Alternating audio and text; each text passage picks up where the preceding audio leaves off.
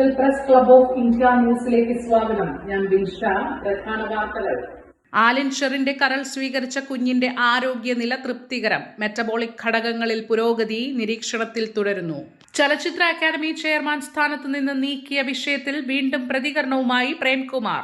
സഹപ്രവർത്തകരോട് യാത്ര പറയാൻ പോലും സാധിച്ചില്ല. സ്വാഭാവിക നടപടിയെന്ന് മന്ത്രി സജി ചെറിയാൻ. സ്റ്റാലിൻ നൽകിയ ഉറപ്പ്. തമിഴ്നാട്ടിലെ സ്ത്രീകളുടെ ബാങ്ക് അക്കൗണ്ടിൽ 5000 രൂപ. കുവൈറ്റി നടി റവാൻ ബിൻ ഹുസൈൻ ജയിൽ മോചിതയായി. Digital news and media council of ഇന്ത്യയുടെ നേതൃത്വത്തിൽ ഡിജിറ്റൽ പ്രസ് ക്ലബ്ബുകൾ രാജ്യത്തുള്ള എല്ലാ ജില്ലകളിലും ആരംഭിക്കും.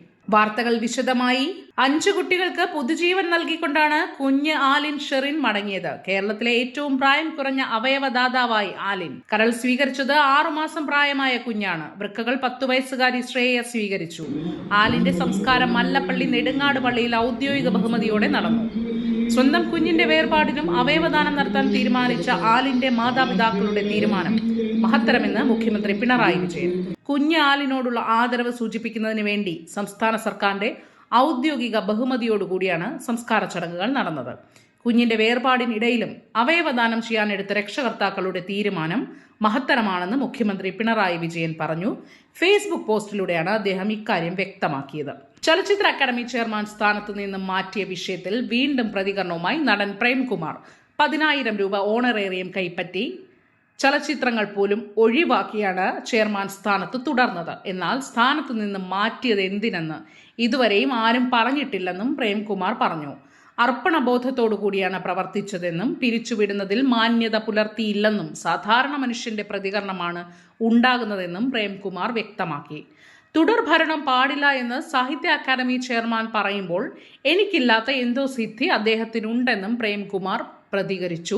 അതേസമയം അക്കാദമി ചെയർമാനെ മാറ്റിയതിൽ പ്രത്യേക കാരണങ്ങളില്ലെന്നും സ്വാഭാവിക നടപടിയാണെന്നും പ്രതികരിച്ച് മന്ത്രി സജി ചെറിയാൻ. ഇക്കാര്യത്തിൽ അദ്ദേഹത്തിനൊരു തെറ്റിദ്ധാരണ സംഭവിച്ചിട്ടുണ്ട്.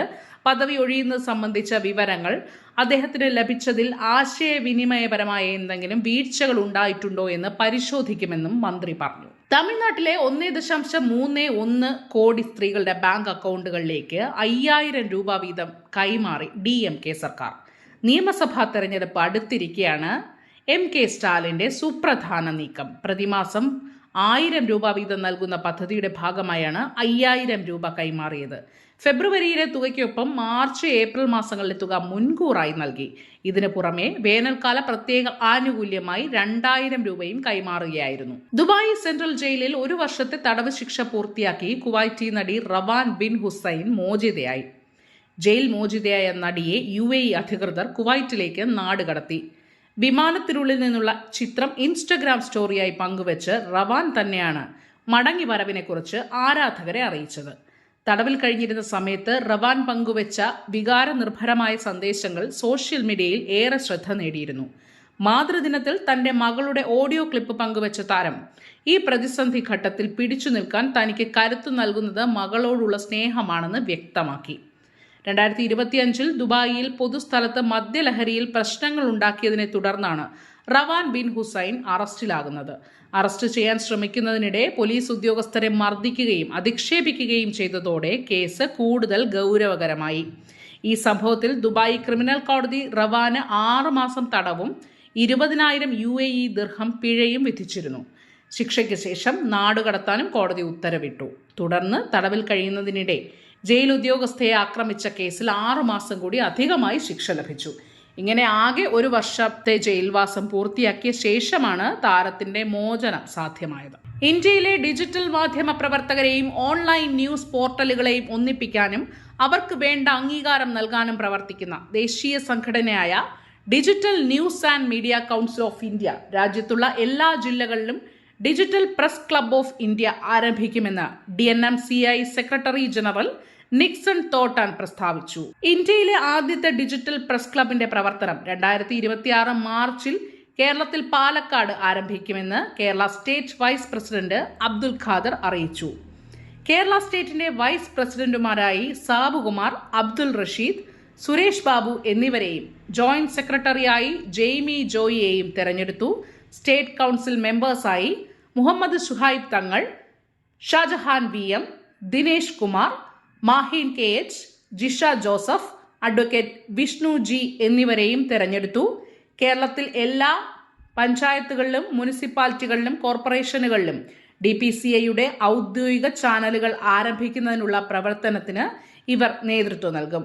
കൂടാതെ എല്ലാ ജില്ലകളിലും കൗൺസിൽ രൂപീകരിച്ചുകൊണ്ട് കൂടുതൽ വേഗതയിൽ DPCIയെ മറ്റ് മേഖലകളിലേക്ക് വ്യാപിപ്പിക്കും. വോയിസ് വാല്യൂ വാലിഡിറ്റി എന്നുള്ള മുദ്രാവാക്യം ഉയർത്തിപ്പിടിച്ച് ഡിജിറ്റൽ മാധ്യമ രംഗത്തെ വിശ്വസനീയവും ഉത്തരവാദിത്വമുള്ളതുമായ ഒരു മേഖലയാക്കി മാറ്റുക എന്നതാണ് DNMCAയുടെ പ്രധാന ലക്ഷ്യം.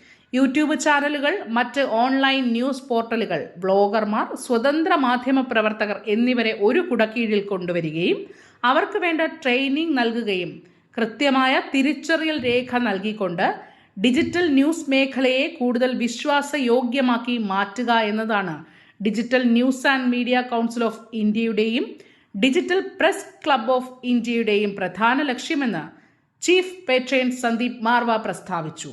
വാർത്തകൾ വിശേഷങ്ങളുമായി അടുത്ത ദിവസം കാണാം. ജയ് ഹിന്ദ്.